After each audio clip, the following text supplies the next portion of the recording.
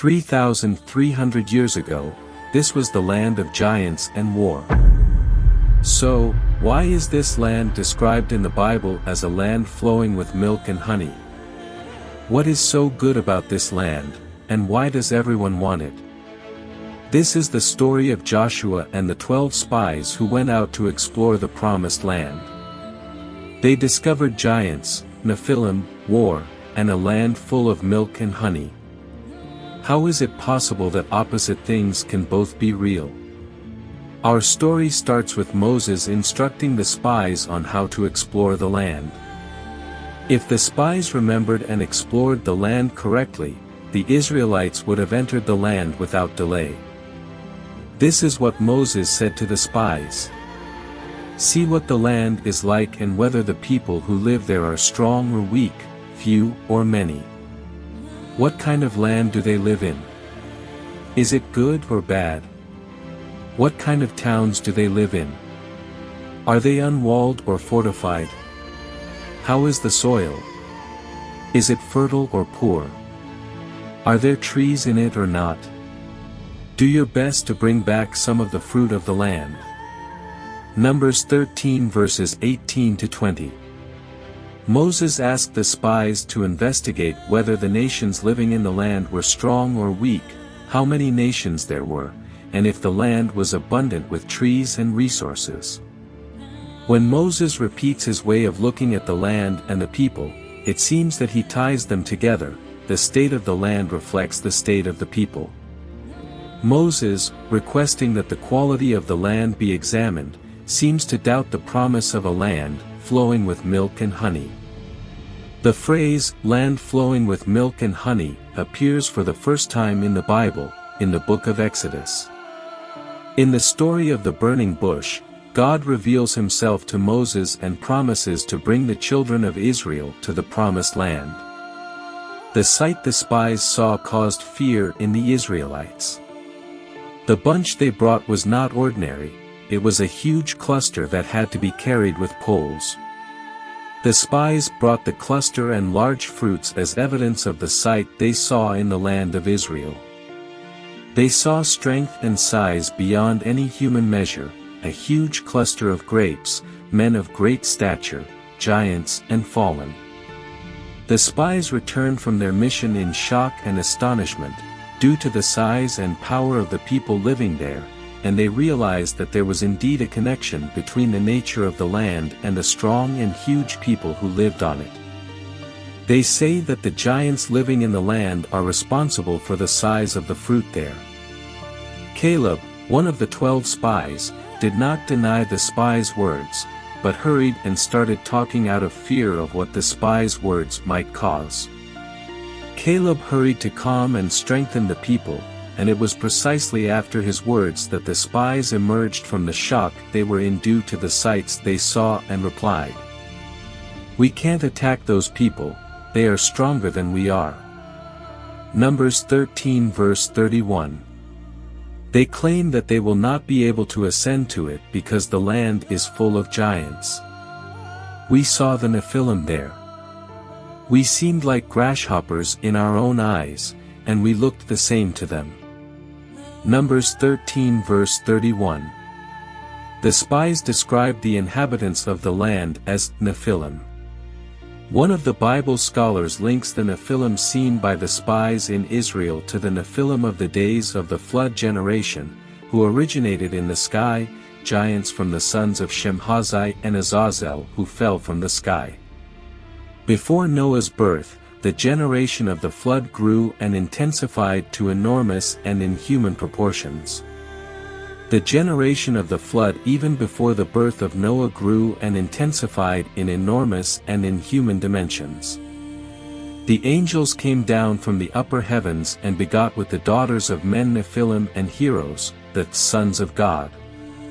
When human beings began to increase in number on the earth and daughters were born to them, the sons of God saw that the daughters of humans were beautiful, and they married any of them they chose. Then the Lord said, "My spirit will not contend with humans forever, for they are mortal, their days will be 120 years. The Nephilim were on the earth in those days, and also afterward, when the sons of God went to the daughters of humans and had children by them. They were the heroes of old, men of renown. Genesis 6 verses 1-4. In these verses, there is a description of human values, after which God intervenes and shortens man's life to 120 years.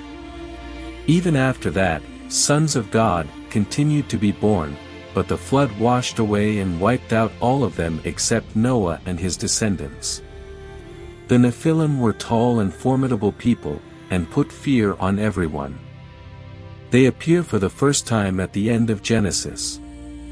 7 names were given to them: terrors, ghosts, heroes, buzzers, giants, wretched, and Nephilim.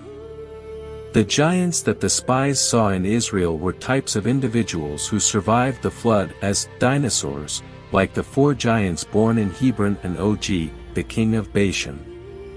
The main sin of the spies was that they betrayed themselves and denied their divinity.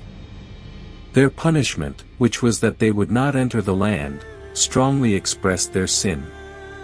The generation that was brought out of Egypt with signs and wonders, the generation that received the Torah and was called the firstborn of Israel, will not enter the land because they disbelieved in God. They went up through the Negev and came to Hebron, where Ahiman, Sheshai and Talmai, the descendants of Anak, lived. Hebron had been built 7 years before Zoan in Egypt. Numbers 13:22. The natives of the giants, also known as the sons of the giants, were among the inhabitants of the land of Canaan according to the conquest of the Israelites. Due to their size, they instilled fear and dread in all who encountered them. Deuteronomy identifies giants with Rephaim. Like the Anakites, they too were considered Rephates, but the Moabites called them Emites. Deuteronomy 2 verse 11. The sons of these giants survived in the lowlands of the coast even after the Israelites, led by Joshua, conquered the land.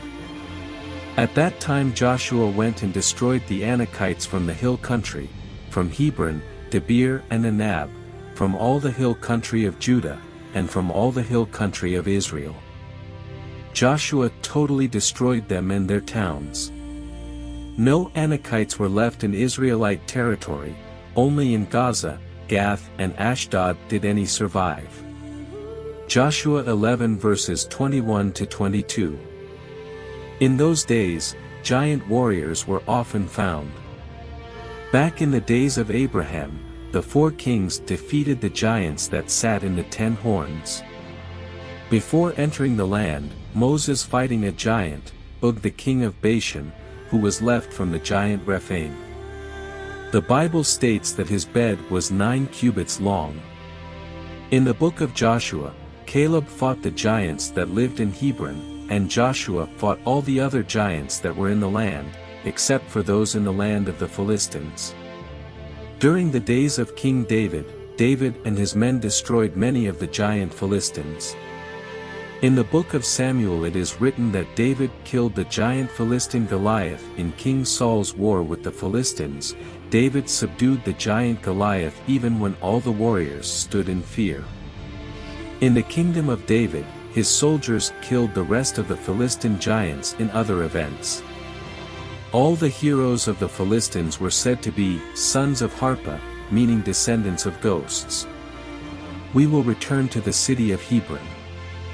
The city of Hebron was also called Kiryat Arba. Arba in Hebrew is also the number 4. Was the city named after the number 4? In the book of Joshua, it is said that Arba was the name of one of the giants. The city of Hebron is the city of Arba, the greatest of all the giants. According to Bible scholars, Arba lived in Hebron with his sons, and he had 3 sons, Ahiman, Sheshai, and Talmai, and therefore they are known as giant sons. According to this, both Arba and Giant are proper names of giants who imposed their wrath on the inhabitants of the land and the spies. We hope you learned something new today.